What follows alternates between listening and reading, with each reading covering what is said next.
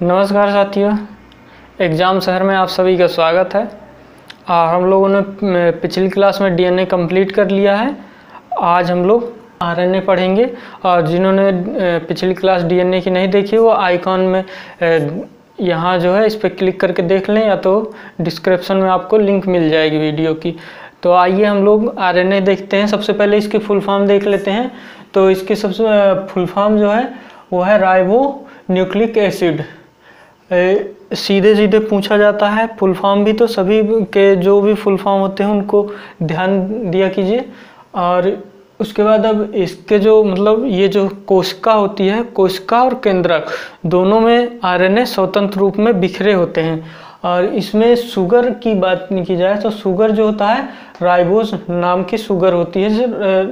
और संरचना जो है ये एकल होती है और एकल राइबोटाइड से बनी होती है संरचना इसकी।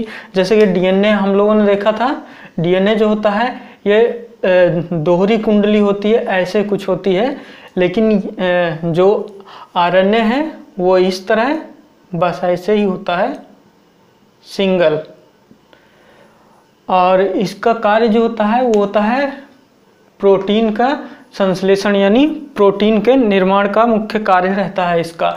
और इसका जो नाइट्रोजन बेस है तो वो देख लीजिए, डीएनए और आरएनए में काफ़ी कंफ्यूज होता है क्योंकि माइनर अंतर होता है, तो ध्यान दीजिएगा। इसमें जो होता है बेस एडेनिन, ग्वानिन, यूरासिल और साइटोसिन। ये जो आप लोग ध्यान दे रहे होंगे यूरासिल, यही जो डीएनए में होता है वो थाइमिन होता है। और सब कुछ डीएनए और आरएनए में सेम रहता है। तो इसके जेनेटिक पदार्थ जो होता है ये इसमें बिल्कुल भी जेनेटिक पदार्थ नहीं होता है, ये जेनेटिक पदार्थ नहीं होता। जबकि डीएनए मेन रूप से जेनेटिक पदार्थ से ही निर्मित होता है। लेकिन इसका अपवाद जो है वायरसेस होते हैं कुछ, जैसे एग्जाम्पल के तौर पर रेट्रोवायरस फैमिली जो होते हैं उसमें जो आरएनए होता है वो जेनेटिक पदार्थ भी रहता है। अब इसके कुछ टाइप्स देख लेते हैं आरएनए के, जैसे एमआरएनए, टीआरएनए और आरआरएनए। एमआरएनए क्या है? Messenger RNA. तो इसका जैसे अभी हम लोगों ने देखा प्रोटीन निर्माण में इसका कार्य होता है। तो यहाँ से प्रोटीन निर्माण की प्रक्रिया कैसे शुरू होती है वो देखते हैं। तो एमआरएनए क्या करता है, जब आप लोग पहले जान लीजिए 20 अमीनो अम्ल हमारे शरीर के लिए महत्वपूर्ण होते हैं, जिसमें 10 जो है वो शरीर में ही निर्मित हो जाते हैं। लेकिन जो 10 होते हैं वो हमारे भोजन के माध्यम से जाते हैं अमीनो अम्ल। तो उसमें जो 10 अमीनो अम्ल जो भोजन के माध्यम से जाते हैं, एमआरएनए उनकी पहचान करता है। पहचान करके जो है मैसेज देता है, यानी सूचना देता है टीआरएनए को। तो टीआरएनए क्या करता है, वो तुरंत इसकी सूचना के आधार पर वो उसे एक तरह से कैप्चर करता है और ट्रांसफ़र कर देता है आरआरएनए। इसीलिए टीआरएनए जो हमेशा देखिए छोटे रूप में ही मेंशन किया जाएगा, स्मॉल लेटर में। और टीआरएनए, टी मतलब ट्रांसफ़र आरएनए, ये जो है यहाँ से लेगा एमआरएनए की जो पहचान के आधार पर और ट्रांसफ़र कर देगा आरआरएनए को।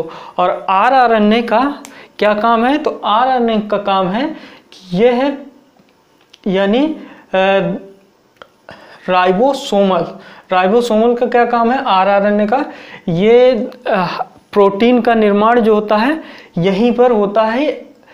और देख रहे हैं सबसे ज़्यादा, अगर आरएनए में सबसे ज़्यादा आरआरएनए होता है 80 से 85%, क्योंकि आपको पता है जब निर्माण करेगा तो आरआरएनए अधिक मात्रा में होगी तभी निर्माण होगा। और टीआरएनए 10 से 15% और एमआरएनए 5 से 10%, यानी सबसे कम एमआरएनए होता है। और अब हम लोग देख लेते हैं कुछ शब्दावलियाँ। और तो देखिए जैसे ट्रांसक्रिप्शन यानी अनुलेखन। अनुलेखन में क्या होता है, डीएनए से आरएनए बनता है। और इसमें मुख्य रूप से ट्रांसक्रिप्शन में एमआरएनए, जो यहाँ हम लोगों ने देखा एमआरएनए, यही बनता है ट्रांसक्रिप्शन के माध्यम से।